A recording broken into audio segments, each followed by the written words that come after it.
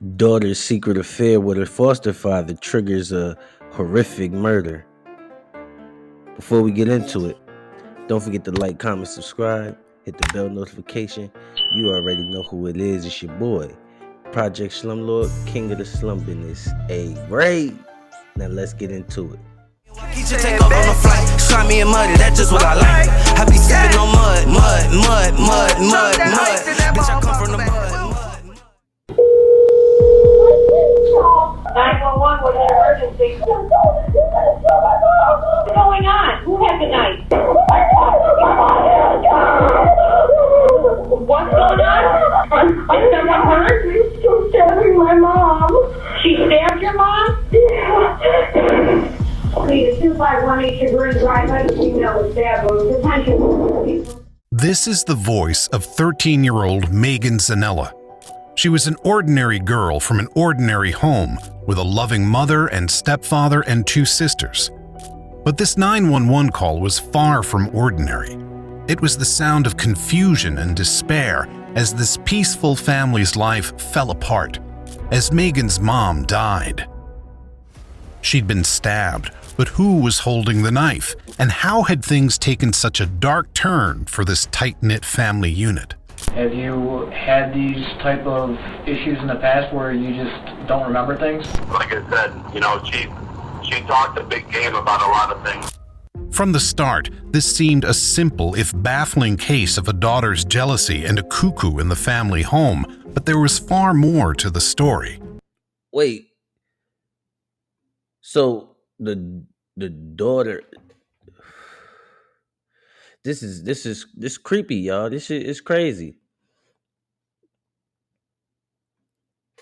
So the daughter bodied the stepmom because she was in love with the dad. That's crazy. Or not stepmom, the foster mom.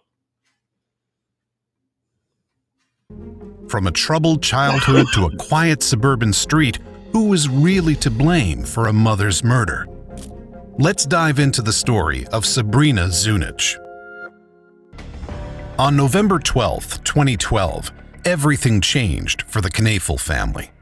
They were living in the quiet suburb of Willoughby Hills, a picturesque town just outside Cleveland, Ohio. They had a reasonably comfortable life. He looked like the type of dude you can't trust, you know what I'm saying, around, I ain't gonna say around kids, but like you gotta be a special type of pervert to, you know what I mean, have an affair with your foster child. This is somebody who the government gave to you a child. They gave to you looking for, parental guidance, not looking for, sexual stuff. Like that's, man, you a weird dude. Kevin Knafel was a truck driver, and Lisa Knafel was a social worker with the Cuyahoga County Department of Children and Family Services. Their house was quiet and ordinary, a charming 3-bedroom just off the peaceful Chagrin River. It had a large front yard for the kids to play, including a trampoline and a wooden playset with a slide. These kids were loved and well looked after. There was no reason to suspect anything would go wrong. On the evening of the 12th, Kevin was out at work on the road. Lisa, meanwhile, was home with the kids. The kids were Haley, the 3-year-old child. And shit, the wife still look young herself. Like she still look young. Like how young like how young he trying to go? Of Kevin and Lisa together, Megan, the 13-year-old from Lisa's first marriage, and their foster daughter, 18-year-old Sabrina. Lisa used Big screen. Now that lady knows she wrong. Now I understand now. I get like, nah, he still ain't supposed to be trying to, you know what I'm saying, with the children, but you know she wrong. Like she knows she wrong. Like you're not supposed to. No, 18. You ain't even supposed to, I wouldn't even like, and you trusted him? Like you trusted him. With a grown, I ain't gonna say grown because she ain't even grown yet. To me, 18, that's still a kid. But like an 18-year-old, oh no, uh-uh. Usually took 3-year-old Haley to bed at about 10 p.m.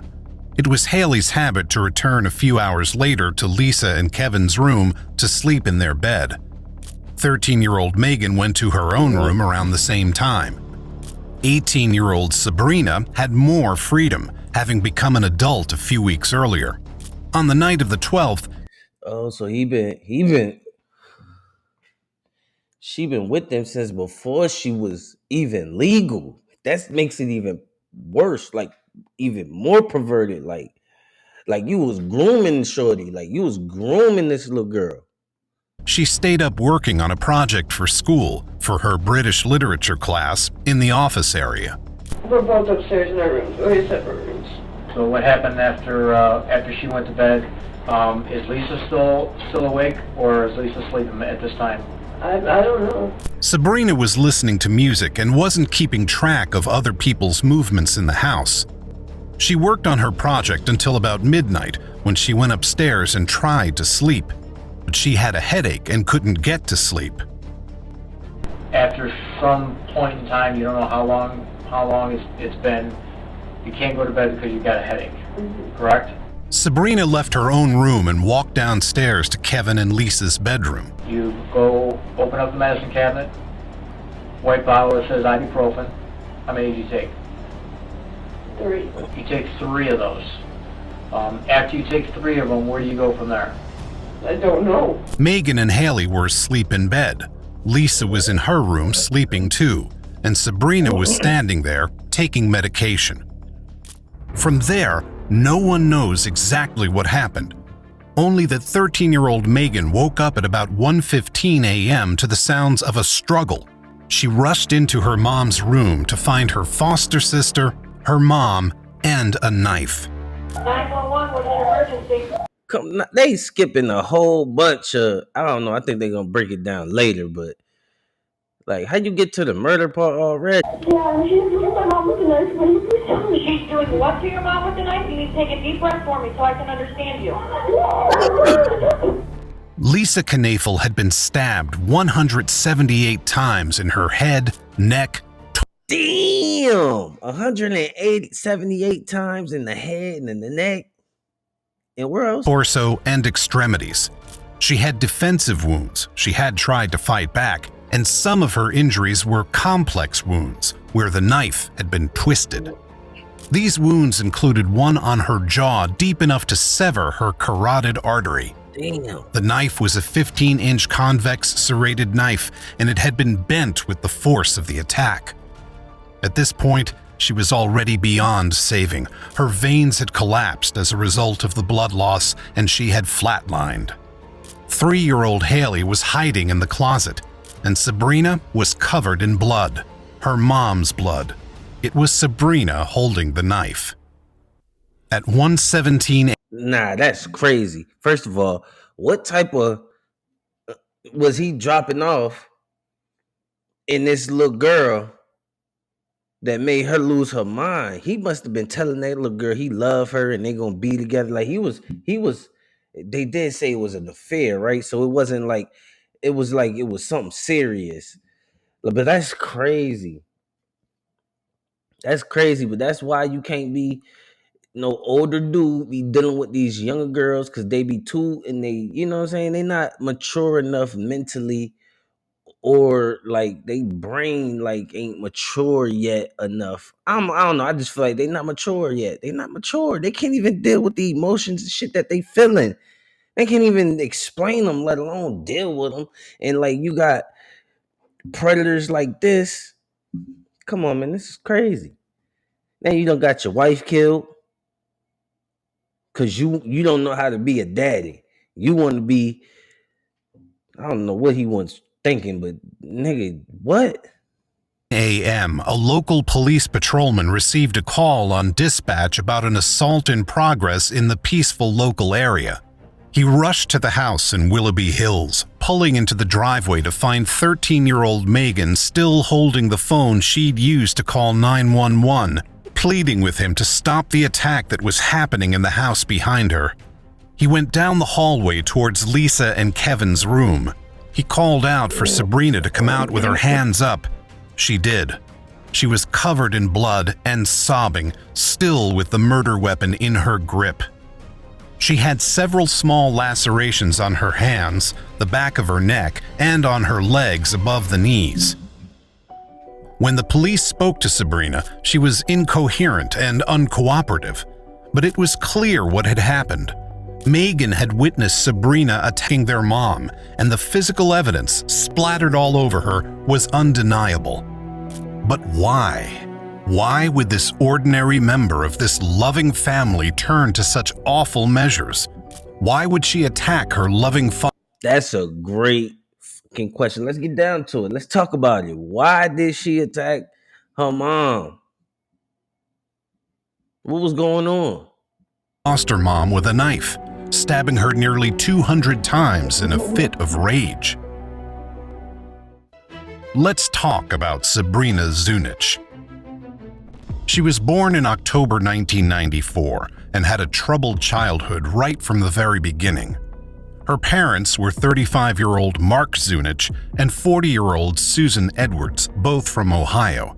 Both had extensive arrest records. In 1984, Susan spent 6 months in prison after pleading guilty to grand theft. 6 years later, she was found to have supplied drugs to a group of 14 and 15-year-olds in Cleveland. Though her sentencing for this crime was delayed because at the time she was giving birth to Sabrina's older half-sibling, she was later charged with obstruction of justice as well. Sabrina's father, Mark, also had a string of criminal indictments, and these weren't limited to the non-violent. Before Sabrina was born, he had already been arrested multiple times for disorderly conduct and driving under the influence. But when Sabrina was 16 months old, he was arrested for domestic violence. This was the first of many instances of aggression in Sabrina's early life. But she still lived with her father and her grandmother in a small house in Wycliffe, separate from her mom, though Susan and Mark were still together. According to a neighbor, the police were called to the house frequently, and Mark was always drunk. When Sabrina was being bottle-fed as a baby, Mark would put vodka into her bottle to get her to go to sleep more easily. Man, what? Now I know that's illegal. He was drunk. He was an alcoholic, so he giving her vodka to drink. So now as she get older, she gonna have issues within herself and probably be drinking, and probably would drink. You get what I'm saying? Because it's in her, I don't know. I just don't see how she could be fed alcohol as a baby and then grow up and then nothing affects her. That's crazy. In 2006, when Sabrina was 11, things escalated. Mark gave Susan money to buy alcohol and then accused her of stealing the money for herself. He grabbed her by the hair. When the police arrived, they found him ranting that she should leave his house and never come back. The police report described Mark as a paranoid schizophrenic who hadn't been taking his medication. His life was littered with further arrests. Damn, so her dad is a schizophrenic, and he drink, and she probably got them little symptoms too, including drunk driving and property damage, until he died of an apparent drug overdose in 2012. By this time, however, Sabrina was already out of the house. With Mark devolving into an irresponsible drunk, Sabrina's grandmother couldn't handle looking after Sabrina on her own, and so Sabrina was sent at the age of 14 to a county-run group home, Emma Cayley Receiving Home, as a teenager. The home was designed for structured behavior modification. She had well-documented anger issues. She would get into fights at school, and someone who knew her there said she wasn't someone to mess with, nor anyone in her life that she loves, because she'll make me or anyone pay. At the age of 4, Sabrina had been diagnosed with ADHD. This and other diagnoses worked alongside a lot of her problems: her anger issues, lying, substance abuse, hearing voices, and stealing. But when she transferred high schools and moved from the group home to a foster family, her behavior changed dramatically. At her new school, she kept her head down and did her work. She had perfect attendance. She was 16 and things were finally looking up. Her new foster family was the Knaefel family. Lisa Knaefel was used to dealing with troubled children. Okay, so boom, Pop Dukes she became a part of their family at the age of 16, and things started changing. So clearly she had, like, the stability of the crib. It helped. It was helping.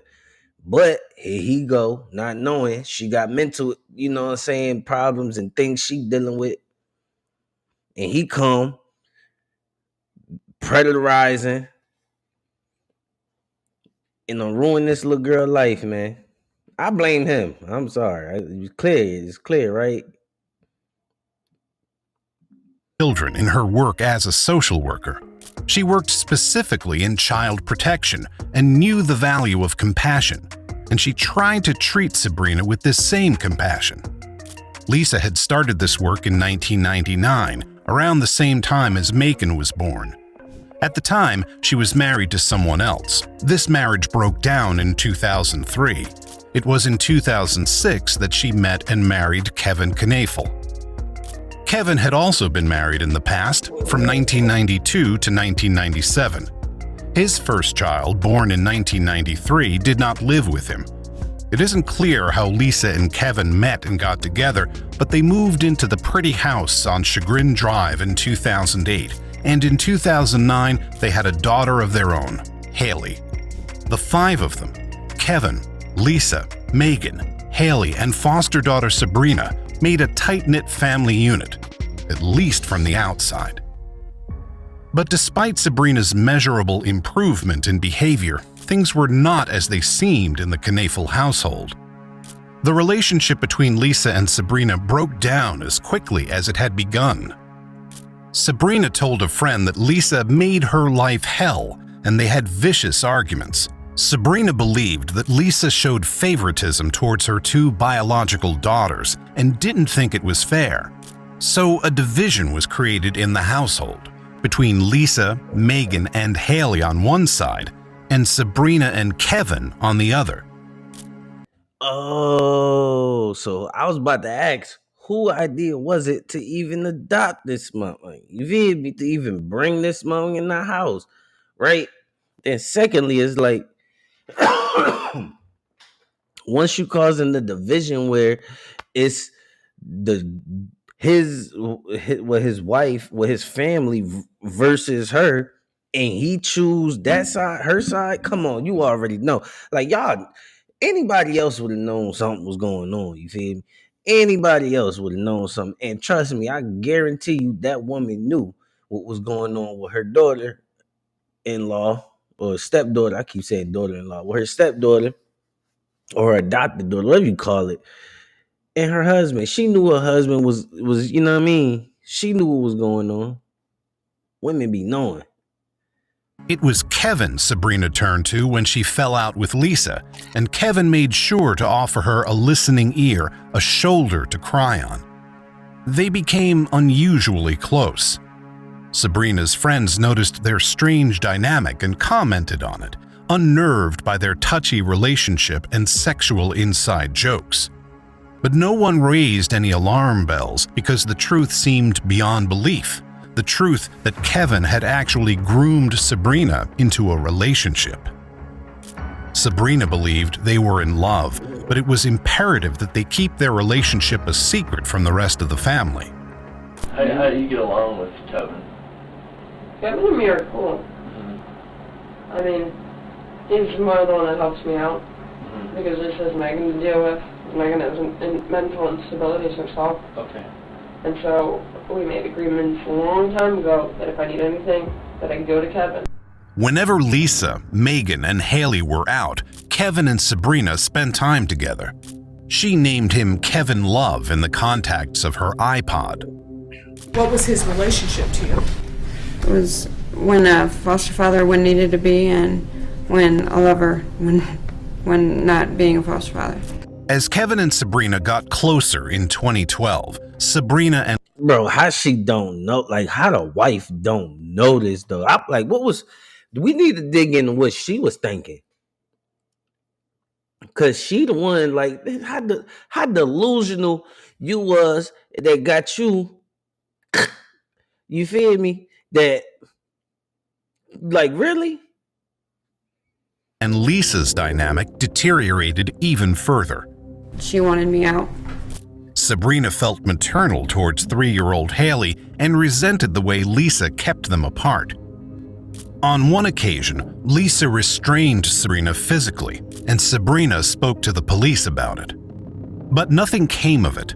Despite the increasingly troubled environment in the Knaefel home, Sabrina's petition to remain with the Knaefels after her 18th birthday in October 2012 was successful.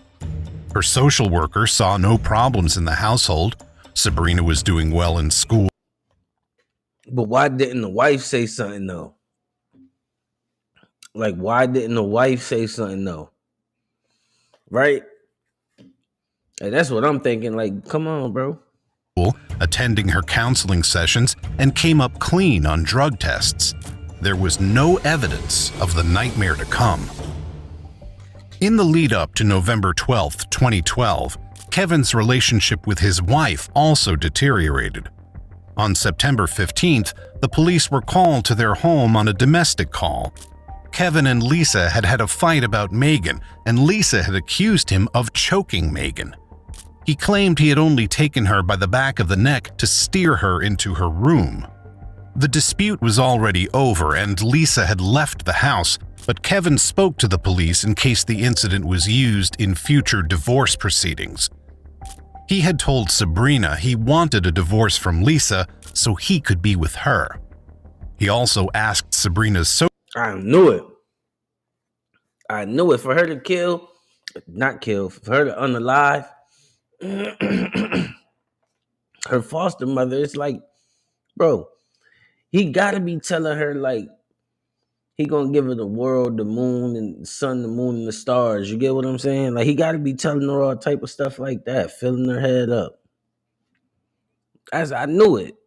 social worker what would happen if he and Lisa divorced, if he would be able to keep custody of Sabrina. On a family camping trip with an old friend, David Strunk, Kevin So the people in family court ain't had no questions. That didn't strike his eye. It didn't ring a bell in nobody's head that this grown man is thinking about divorcing. He's trying to divorce his wife, and he wants to keep custody of the 18-year-old adopted child. Girl. Nobody thought that was strange though. Man. You can tell this ain't no black community neighborhood. I think everybody would knew. But everybody would have said something. confessed that Lisa suspected he was having an affair with their foster daughter. He showed David photos of Sabrina, including modeling shots he'd helped her put together and underwear she'd bought him. He said he was seeing a divorce attorney. This was in October 2012, just a month before his wife's murder. Kevin was out working on the night of November 12th. When the police notified him of what had happened, he immediately demanded to know about his girls and picked them up from the police department at 5 a.m. Haley and Megan, that is, because Sabrina was in police custody. The police officers who interacted with Kevin that morning, the morning after his family was horrifically torn apart, recalled him acting strangely calm. One officer said that Kevin was saying he was some kind of EMT before, and he had seen stuff like this numerous times, and I wasn't going to tell him anything that he hasn't seen before, and he wanted to know every detail about what happened.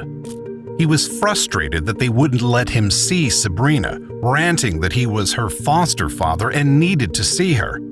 He had his name added to her visitor list. Meanwhile, the police were interviewing Sabrina, trying to get to the bottom of why she had murdered her foster mother. She's never seen the life of me, and she's been wanting me out of the house. What's your thoughts on how Lisa is not alive now? What? What are your thoughts on that she is not alive? She didn't kill me. Sabrina claimed to have no knowledge of her foster mother's death. She said she remembered nothing after entering Lisa's bedroom for medication. Remember, When we came to the house, you had the knife in your hand. Are you sure it wasn't self-defense? there's always two sides to every story. Sabrina maintained her story that she didn't remember anything, but the evidence was irrefutable. You're under arrest. Lisa's dead, and it appears that you're responsible for that at this time. Sabrina was booked and taken to jail, and on the outside, Kevin seemed to be moving on with his life. Almost immediately, he donated Lisa's things to Goodwill and tried to sell her bedroom furniture on Craigslist. He asked David to shut down Lisa's social media accounts, claiming he couldn't handle the influx of messages. On November 17th, 5 days after the death of his wife, he hired a cleaning company to clean the scene of the murder. His manner was reportedly matter-of-fact. He told them money was no object because he had a $250,000 life insurance policy. But he did not have only one such policy. After the murder, he remarked to one of Lisa's co-workers that her $50,000 salary was a lot to make up, but in the weeks following, he more than managed it. Across various different insurance policies, from his own employer as well as private insurance companies, Kevin collected around $785,000. He put this money to work immediately. He paid off their previously foreclosed house and added a swimming pool, bought himself new cars, and took flying lessons. He was living a freshly comfortable life, while Sabrina was languishing in prison awaiting trial for his wife's murder. But 9 months later, things changed for Kevin. Sabrina got tired of taking the fall and told the police about her relationship with Kevin. Not only that, but she told them what had really happened, that Kevin had told her Lisa needed to die. Why did you do that? Because I was doing what I was told to do. Kevin had maintained that he wanted to divorce Lisa so he could be with Sabrina throughout their relationship. But in September 2012, he confessed that he was afraid he'd lose custody of the girls, including his own daughter Haley, if he divorced Lisa. He told Sabrina about the life insurance policies, amounting nearly to $800,000, and said that as a result, Lisa was worth more dead than alive. If Lisa was gone, Kevin said, he and Sabrina could be together and raise their own family. The pair began to make plans. They talked to one of Sabrina's friends from high school, Autumn Pavlik, in the car on the way to a Chinese buffet. They discussed the prospect of having a friend of Autumn's carry out a hit on Lisa.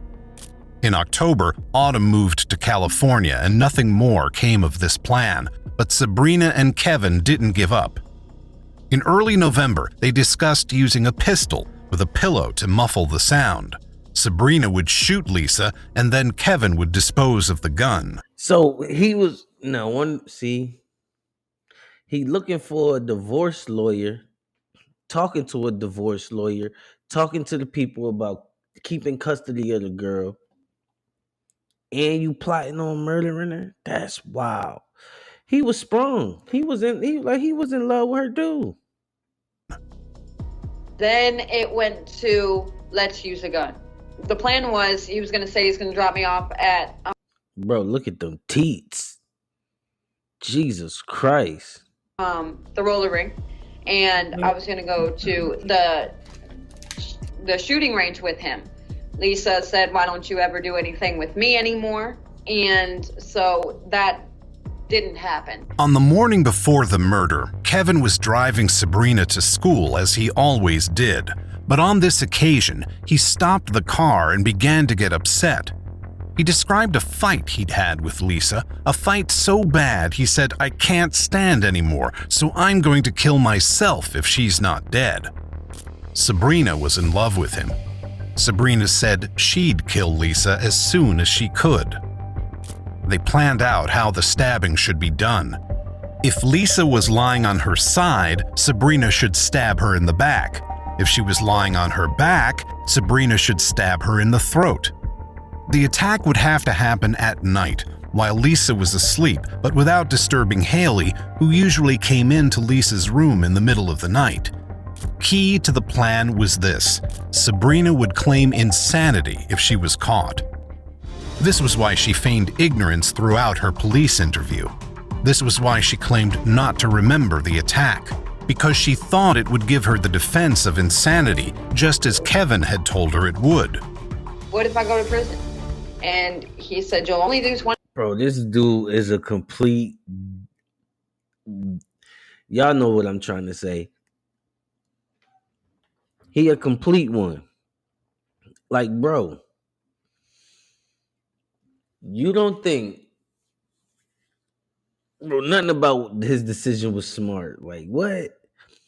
So you decide to plot up this plan and try to manipulate this young girl to unalive your wife.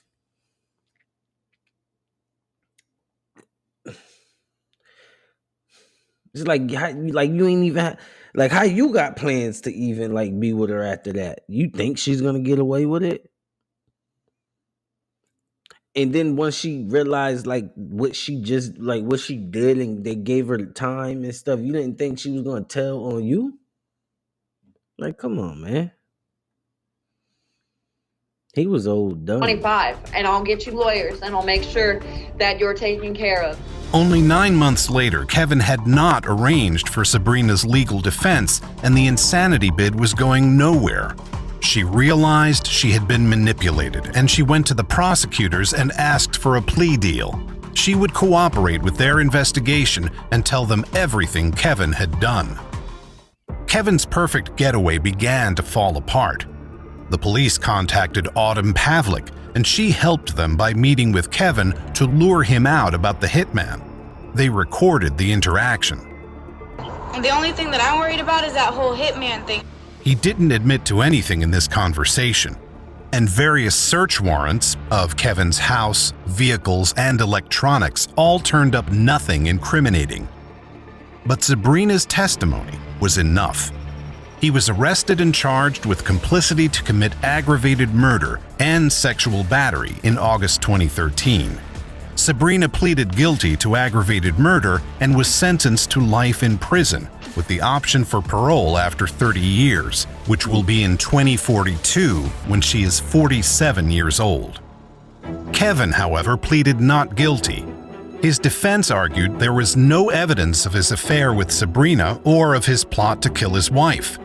It was only Sabrina's word, and Sabrina was a troubled young person with a history of substance abuse and unreliable behavior. But this is what made the case all the more chilling: that she was young, unstable, and vulnerable, and he had taken advantage of that. On June 11, 2014, Kevin Knaefel was found guilty on all counts. He was sentenced to 2 years imprisonment for each of the 6 counts of sexual battery and to life with parole eligibility after 30 years for complicity to aggravated murder, to be served consecutively. What do you think about this horrifying story? He got to serve 42 years consecutively before he could even be considered for parole. And she only got 30. Well, she got life, but she eligible for parole after 30. So like, she ain't even get no better time than him. He got more, but she ain't get no better time. It's crazy. They deserve that. They deserve to get what they got. It's just sad that the wife had to be, the innocent person and the victim. The girl, the 18-year-old, she was a victim as well. But it's like they're all victims. The two youngest ones, because they lost their mom. The mom, she was innocent and the victim. She was the one that was getting cheated on. She was the one that got unalived. And then it's the 18-year-old who was victimized, and hurt people. So let me know what y'all think about that in the comment section, man. You already know who it is. Till next time, I'm out. Take off on the flight, slimy and muddy, that's just what I like. I be sipping